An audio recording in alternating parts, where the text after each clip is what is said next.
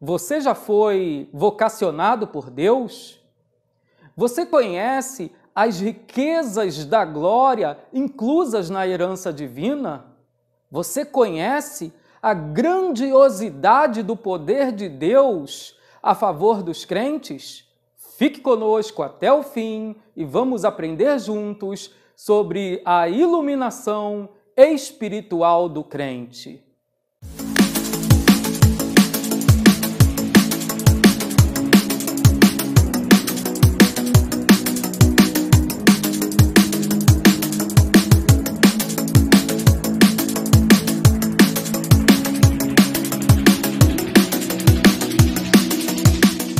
Graça e paz, queridos! Meu nome é Marcelo, nós vamos agora estudar a quarta lição do segundo trimestre de 2020 e a lição de hoje, ela tem como tema a iluminação espiritual do crente. O texto áureo da nossa lição, ele se encontra na epístola do apóstolo Paulo à igreja que estava em Éfeso, aos Efésios, no capítulo 1 e no versículo 17, que nos diz: para que o Deus de nosso Senhor Jesus Cristo, o Pai da glória, vos dê em seu conhecimento o espírito de sabedoria e de revelação. A verdade prática, ela nos diz desta forma: a vocação do crente inclui a herança de preciosas riquezas conferidas aos eleitos pela grandeza do poder de Deus. E é importante fazermos a leitura bíblica em classe, que se encontra na epístola do apóstolo Paulo em Efésios, capítulo 1, do versículo 15 ao versículo 23, que dará base a toda a nossa lição de hoje. E nos diz assim o texto sagrado, Efésios, capítulo 1, do versículo 15 ao versículo 23. Pelo que, ouvindo eu também a fé que entre vós há no Senhor Jesus, e a vossa caridade para com todos os santos, não cesso de dar graças a Deus por vós, lembrando-me de vós nas minhas orações, para que o Deus de nosso Senhor Jesus Cristo, o Pai da glória, vos dê em seu conhecimento o espírito de sabedoria e de revelação, tendo iluminado os olhos do vosso entendimento, para que saibais qual seja a esperança da sua vocação e quais as riquezas da glória da sua herança nos santos, e qual a sobreexcelente grandeza do seu poder sobre nós, os que cremos, segundo a operação da força do seu poder, que manifestou em Cristo, ressuscitando-o dos mortos e pondo-o à sua direita nos céus,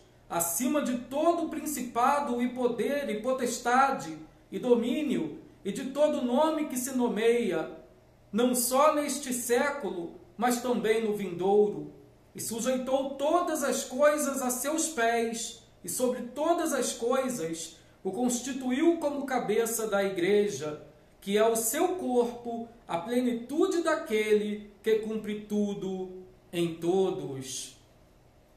O objetivo geral da nossa lição é esclarecer a dimensão de nossa chamada, as riquezas da herança divina e a grandeza do poder de Deus. E nós temos 3 objetivos específicos que são, primeiro, destacar a vocação e as riquezas da glória inclusas na herança divina. Segundo objetivo específico, salientar a grandiosidade do poder divino que opera em favor dos crentes. E o terceiro objetivo específico é expressar o exemplo de exaltação em Cristo. Pois bem, queridos, a introdução da nossa lição, ela vai nos mostrar que ao término da maravilhosa doxologia que nós já falamos em lições anteriores, que está presente em Efésios, no capítulo 1, do versículo 3 ao versículo 14, aquela palavra de glória dada pelo apóstolo Paulo aos Efésios, após esta maravilhosa doxologia, Paulo ele vai dar início a uma outra longa sentença que pode ser dividida em 3 etapas, e são as etapas que nós iremos estudar na lição de hoje. Essas 3 etapas são: a primeira etapa, ação de graças, e isso se encontra em Efésios, no capítulo 1, versículos 15 e 16. A segunda etapa, oração intercessória, ou oração intercessora, Efésios, capítulo 1, do versículo 17 ao 19. E a terceira sentença é uma confissão de louvor e exaltação, que se encontra em Efésios, capítulo 1, do versículo 20 ao versículo 23.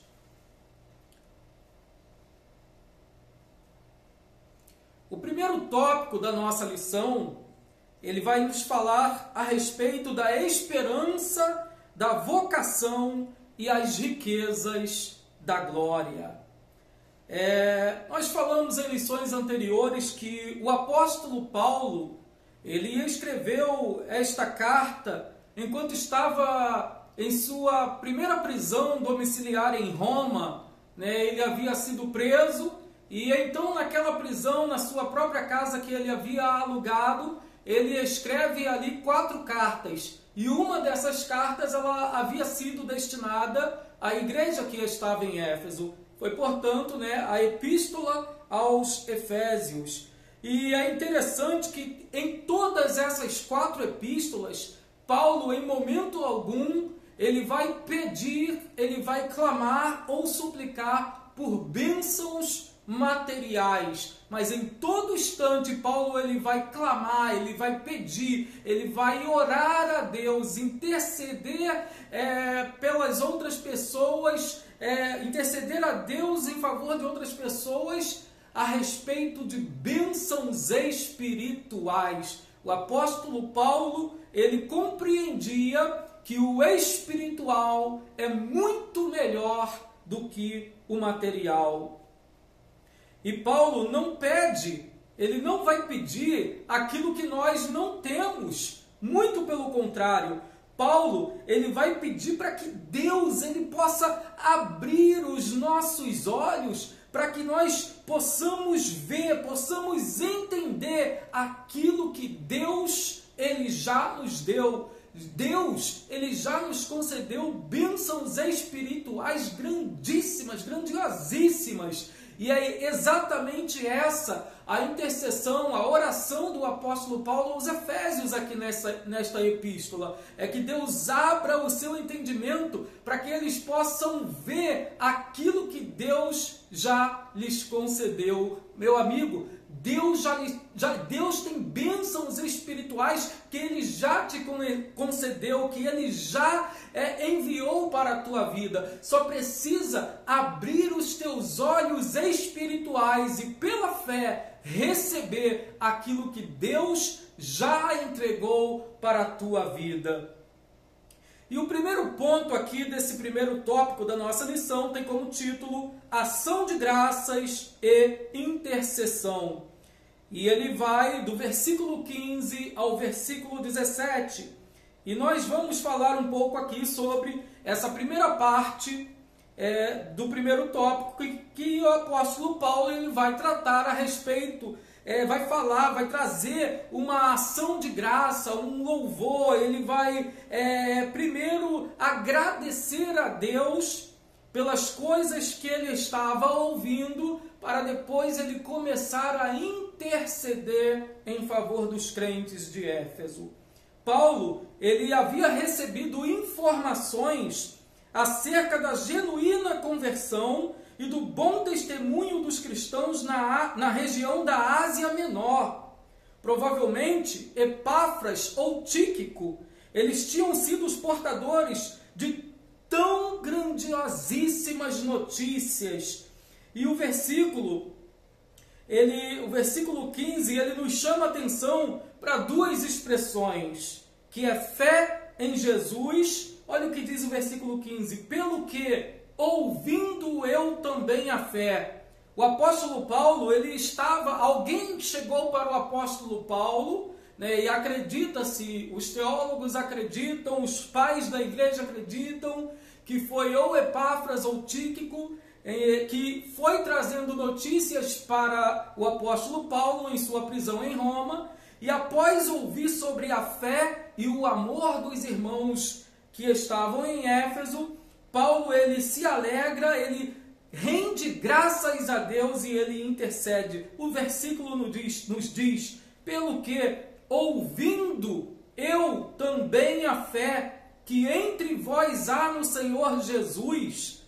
E nós destacamos aqui dois itens, duas características existentes na igreja de Éfeso: a fé e o amor. Características que precisam ser indissolúveis, que não podem se separar. Nós temos que ter fé e permanecer no amor. E o apóstolo Paulo ele diz que ouviu a respeito da fé que entre vós há no Senhor Jesus e a vossa caridade ou vosso amor para com todos os santos. Então é muito importante quando o apóstolo Paulo ele escuta a respeito da fé e do amor que havia entre os irmãos que estavam em Éfeso. E Paulo agora, no versículo 16 e 17, ele vai começar aqui a interceder a favor dos irmãos que estavam em Éfeso. Paulo ele intercede para que os seus leitores eles possam receber o espírito de sabedoria e de revelação. O versículo 17 nos diz: para que o Deus de nosso Senhor Jesus Cristo, o Pai da glória, vos dê em seu conhecimento o espírito de sabedoria e de revelação. Espírito de sabedoria, irmãos, não é um simples conhecimento. O conhecimento, ele não se iguala à sabedoria. Existem pessoas que têm muito conhecimento, mas que não têm sabedoria. Existem pessoas que têm pouco conhecimento, mas que têm muita sabedoria, porque a sabedoria é algo que vem do céu, é algo que vem de Deus. Existem pessoas que conhecem muito a palavra de Deus, mas não conhecem o Deus da palavra. E é exatamente isso que o apóstolo Paulo vem trazer aqui. Vem falar: olha, eu espero que vocês recebam o espírito de sabedoria, e não apenas de conhecimento, mas também o espírito de revelação. Não revelações, irmãos, pessoas que andam de porta em porta procurando o profeta para que lhe seja dada uma revelação. Mas a maior revelação que o apóstolo Paulo falava era a respeito da palavra de Deus que estava disponível às pessoas de Éfeso, que eles pudessem entender com sabedoria de Deus aquilo que Deus havia deixado registrado em sua palavra. O segundo ponto aqui da nossa lição, ela vai falar sobre a esperança da vocação. Efésios, capítulo 1 e versículo 18, nos diz desta forma: tendo iluminado os olhos do vosso entendimento. Eu vou abrir um parênteses aqui, porque algumas versões bíblicas, elas vão trazer aqui a palavra coração no lugar do entendimento. Haja vista que a palavra no grego é justamente a palavra cardia, que significa coração, mas que em algumas traduções, como nessa que nós estamos lendo, ela foi traduzida como entendimento para facilitar o entendimento da palavra de Deus. E nós vamos falar um pouco mais sobre isso daqui a pouco. Então, tendo iluminados os olhos do vosso entendimento, para que saibais qual seja a esperança da sua vocação, e quais as riquezas da glória da sua herança nos santos. Esse vocábulo entendimento é a tradução do termo grego cardia ou cardia, né?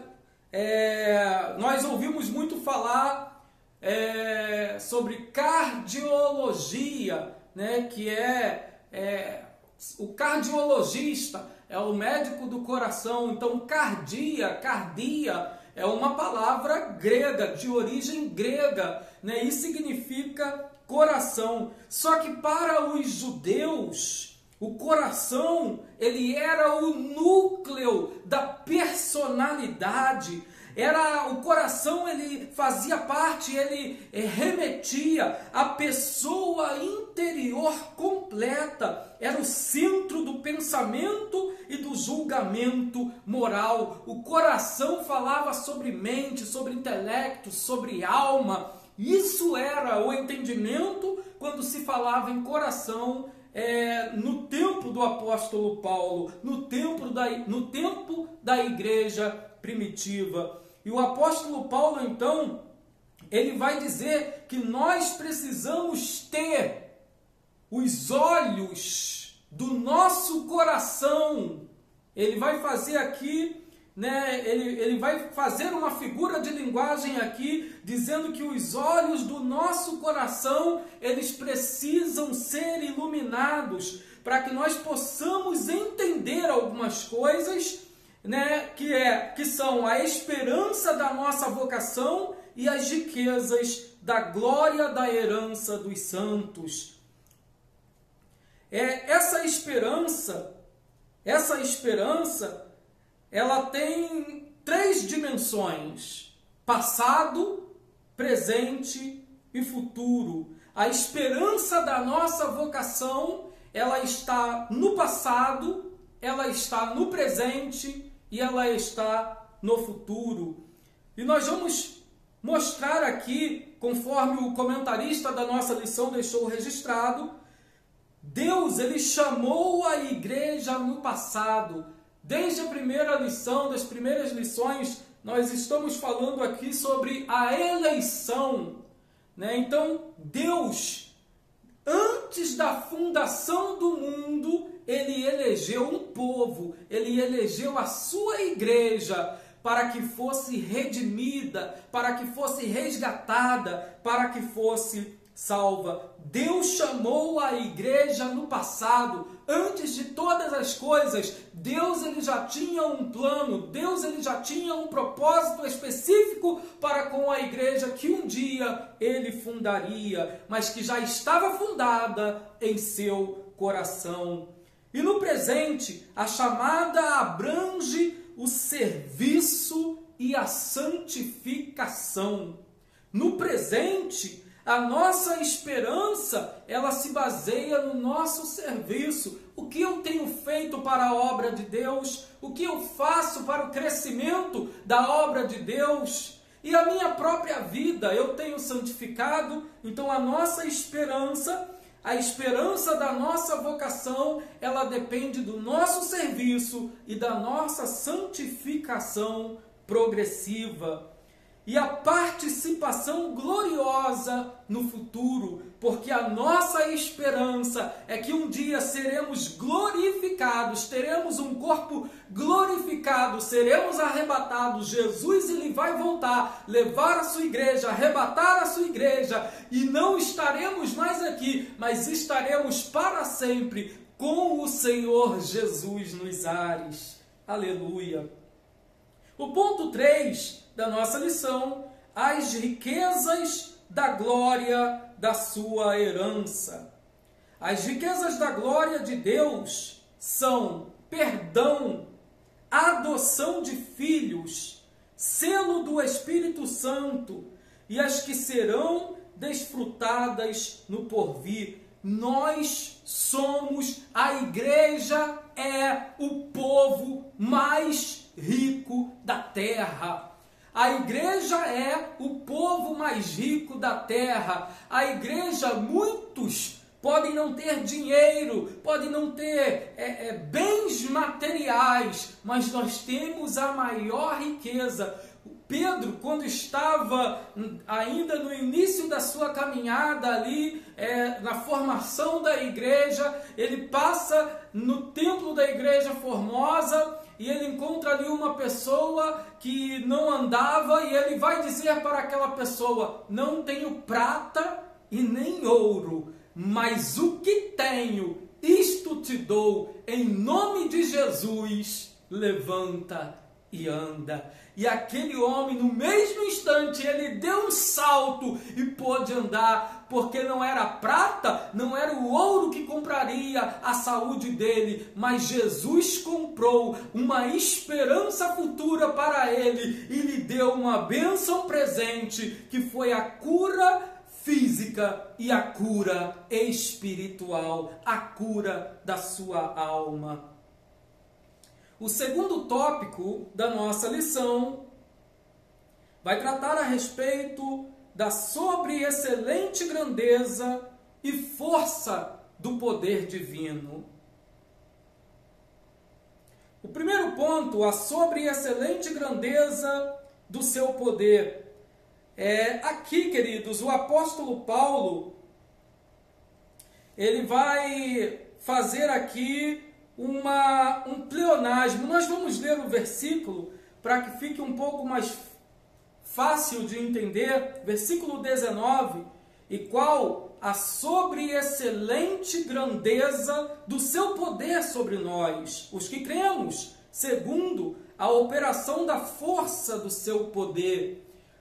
O apóstolo Paulo está aqui usando um pleonasmo. E o que é um pleonasmo? O pleonasmo, ele é uma redundância de termos, ele é um excesso de palavras. O apóstolo Paulo, ele vai fazer uma redundância de termos para que seja demonstrado a grandeza do poder de Deus, a excelência do poder de Deus, a majestade do poder de Deus. E ele vai usar aqui algumas palavras para destacar quão grande é o poder de Deus.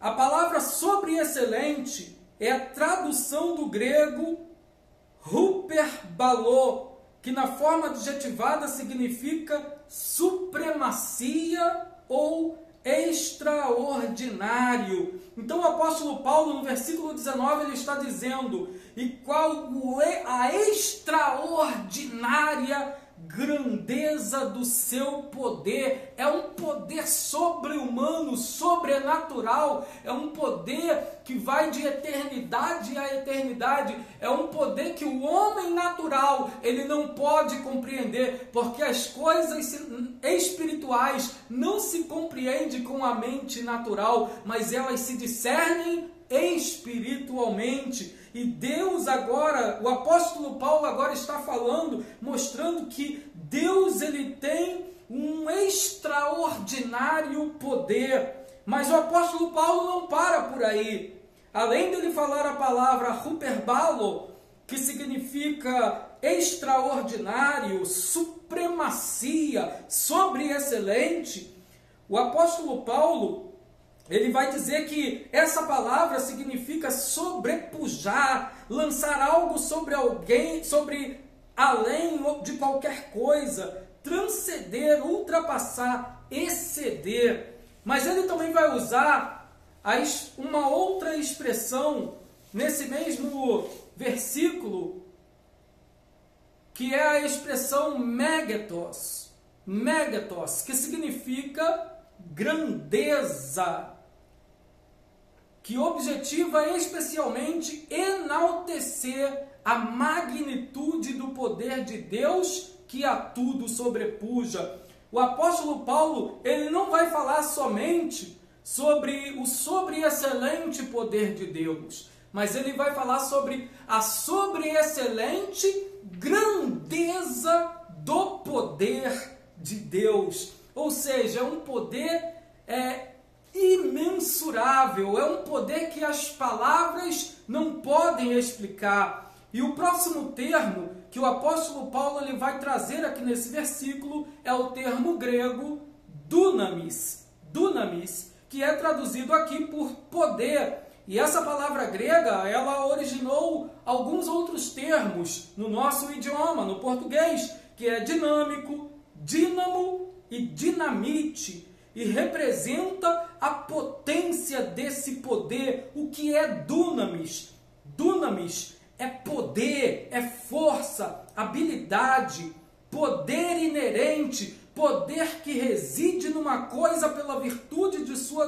natureza, poder para realizar milagres, poder moral e excelência de alma, poder e influência própria dos ricos e afortunados, poder e riqueza que crescem pelos números, poder que consiste em ou baseia-se em exercícios, forças, multidões. Então, o apóstolo Paulo ele está trazendo aqui a sobreexcelente grandeza do poder de Deus. E o segundo ponto aqui do segundo tópico, ele vai falar a respeito da força do poder divino.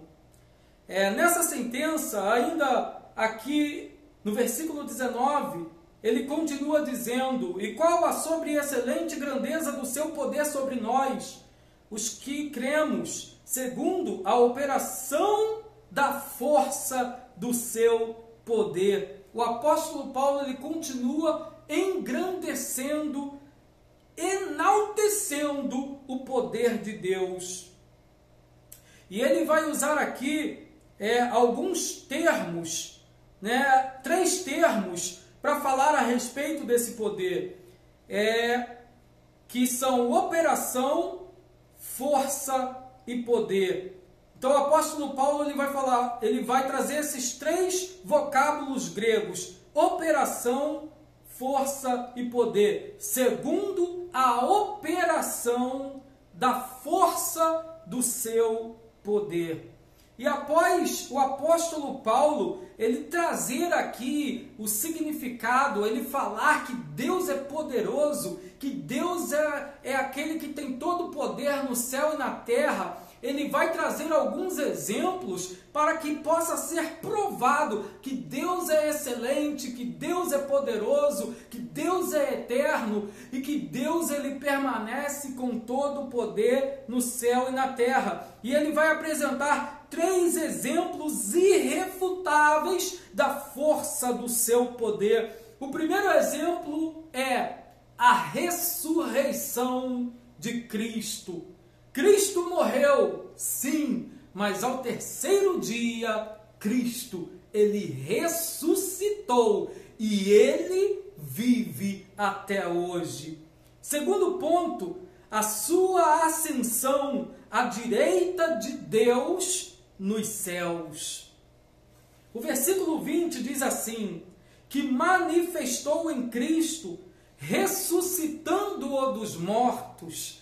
Cristo ele foi ressuscitado. Esse foi o primeiro exemplo que o apóstolo Paulo entregou à igreja de Éfeso, para que entendesse o tamanho do poder de Deus. Ele vai dizer: olha, Cristo ressuscitou, e trazendo isso como esperança, como nós vamos falar no terceiro tópico, e pondo-o à sua direita nos céus.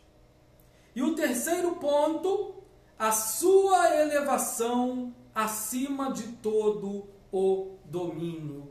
Deus elevou a Jesus sobre todo domínio, potestade, sobre todo nome que existe no céu, na terra e embaixo da terra. O terceiro tópico, Cristo, nosso exemplo de exaltação. Nesse ponto, nós vamos verificar aqui três aspectos da exaltação de Cristo, que atestam a grandiosidade do poder de Deus disponível também aos crentes. Primeira grandiosidade, primeira exaltação que o apóstolo Paulo ele faz em favor de Cristo, é que Cristo ele é as primícias dos que dormem. Paulo ele enfatiza a primeira evidência do poder de Deus, que manifestou-se em Cristo, ressuscitando-o dentre os mortos.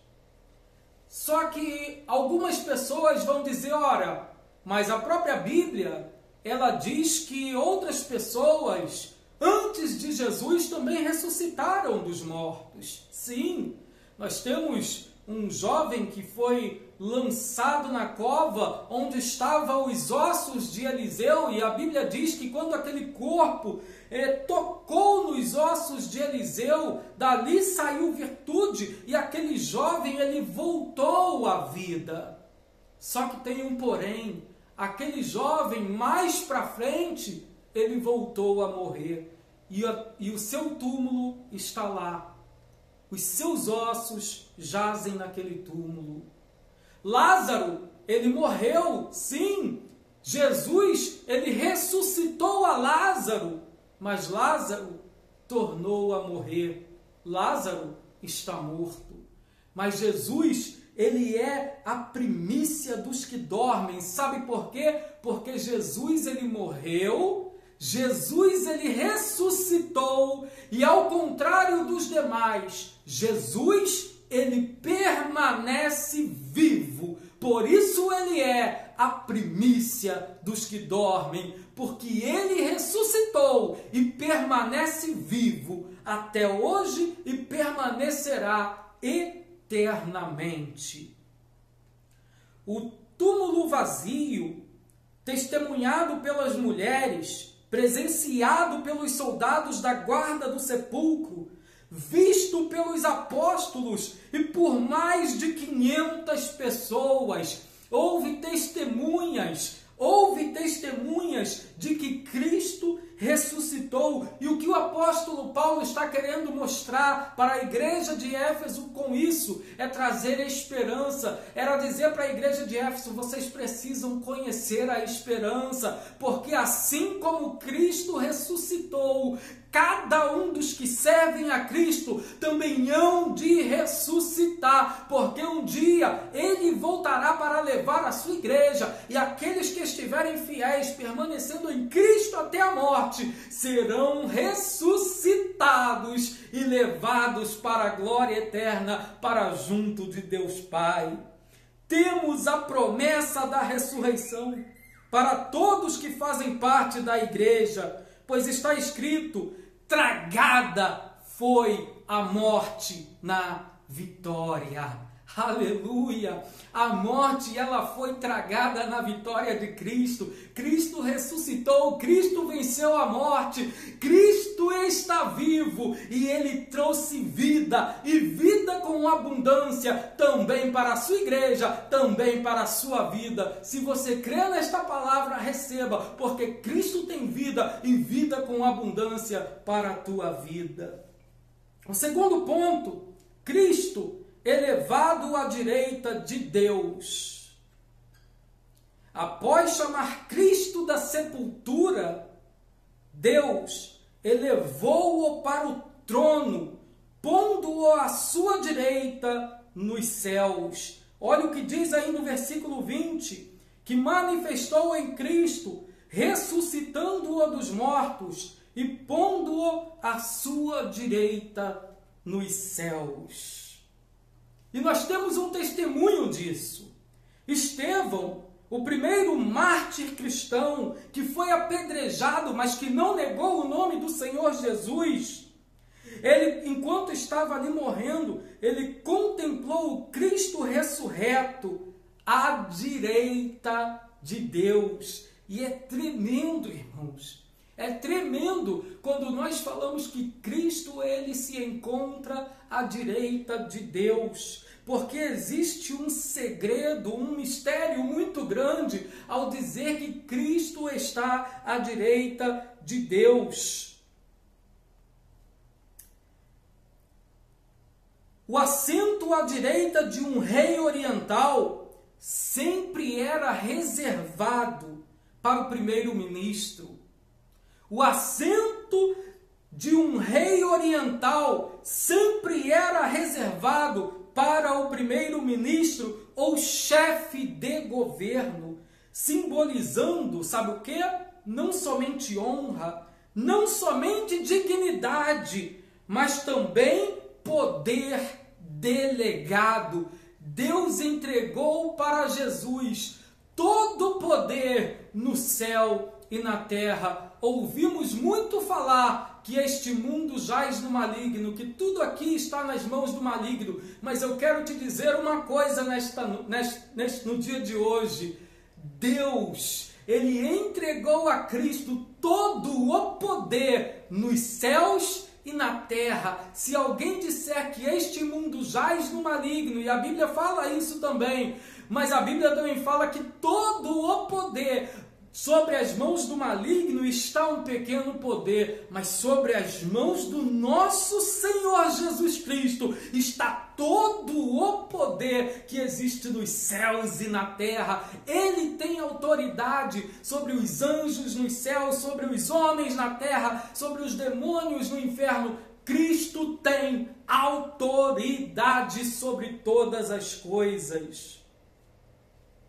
O mesmo Jesus que recebeu uma coroa de espinhos quando da cruz do Calvário, agora está sendo coroado de glória e de honra. O Jesus que teve na sua cabeça posta uma coroa de espinhos, agora estava recebendo e permanece até hoje com uma coroa de glória. Aleluia! E o terceiro e último ponto aqui da nossa lição fala sobre Cristo exaltado sobremaneira. Nesse ponto, o apóstolo Paulo, ele diz que o poder de Deus exaltou Cristo acima de todo principado e poder e potestade e domínio. Olha o que está escrito em Efésios 1, 21. Acima de todo principado e poder e potestade e domínio e de todo nome que se nomeia, não só neste século, mas também no vindouro, e sujeitou todas as coisas a seus pés, e sobre todas as coisas o constituiu como cabeça da igreja. Cristo foi exaltado acima de toda a eminência do bem e do mal. Cristo está acima de todas as coisas. Cristo é aquele que tem o poder sobre todas as coisas. E nesses pequenos versículos, do versículo 15 ao versículo 23, o apóstolo Paulo, ele quer mostrar para a igreja de Éfeso que Deus, ele é grandiosíssimo em poder, mas eles precisavam enxergar esse poder, o poder que Deus tinha e que não era enxergado. E o apóstolo Paulo, ele vai interceder para que Deus ilumine o vosso entendimento, vos dê um espírito de sabedoria. Meu querido, Deus, ele tem bênçãos espirituais grandiosíssimas para as nossas vidas. Só precisamos abrir a nossa mente espiritual, a nossa visão espiritual para entendermos, para enxergarmos aquilo que Deus tem já preparado para os seus servos. E eu termino a lição de hoje com os dois últimos versículos desse capítulo 1 de Efésios. E sujeitou todas as coisas a seus pés, e sobre todas as coisas o constituiu como cabeça da igreja, que é o seu corpo, a plenitude daquele que cumpre tudo em todos. Cristo, ele é o cabeça, a igreja é o corpo. O corpo, ele não consegue sobreviver sem a cabeça. É a cabeça que manda as ordens, é a cabeça que tem autoridade, é a cabeça quem comanda. Se o corpo perde a cabeça, o corpo perde a vida. Se a cabeça para de funcionar, o corpo para de funcionar. Portanto, igreja, estejamos ligados à cabeça que é Cristo, porque se nos desgarrarmos de Cristo, corremos o risco de perdermos a nossa salvação. Que estejamos alertas E sejamos sempre iluminados com a grandeza do poder de Deus, e que sejamos então, que possamos entender que Deus ele tem bênçãos materiais, sim, mas muito mais, como o apóstolo Paulo sempre orava, bênçãos espirituais. Deus ele tem bênçãos espirituais reservadas para as nossas vidas. Basta somente eu e você abrirmos os olhos do nosso coração para enxergarmos as bênçãos espirituais que Deus tem preparado para cada um de nós. Amém?